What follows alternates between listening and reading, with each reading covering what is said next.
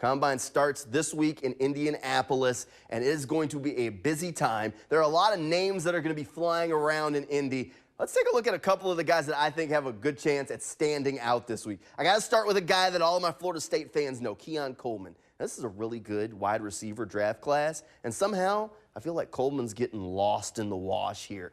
Coleman needs a big combine week. I just kind of have a feeling that he's going to blow some people away in Indianapolis. He's got to run a good 40 because he's got good size.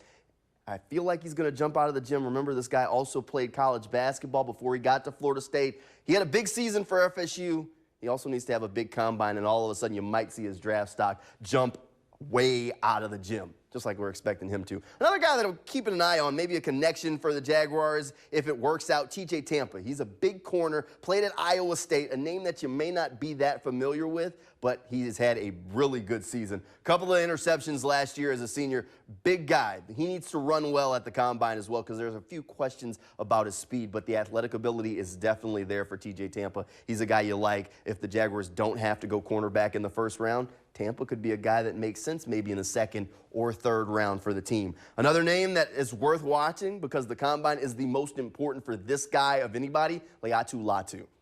The stats speak for themselves when this comes to this guy. He has so many sacks, 13 last year for UCLA. He has been hyper productive. The biggest question mark and the most important thing for him going to be the medical testing. He was once medically retired from college football before he was able to return out to the field at UCLA. Now, Latu could be the first edge taken, or he could be medically red flagged and slide way down boards. We'll see what that medical testing has for him. He also needs to test pretty well because it doesn't seem like he's that hyper athlete that these teams love on the edge. But Latu Latu has been hyper productive at the college football level, so he is a name that we are going to be keeping a close eye on in Indianapolis this week.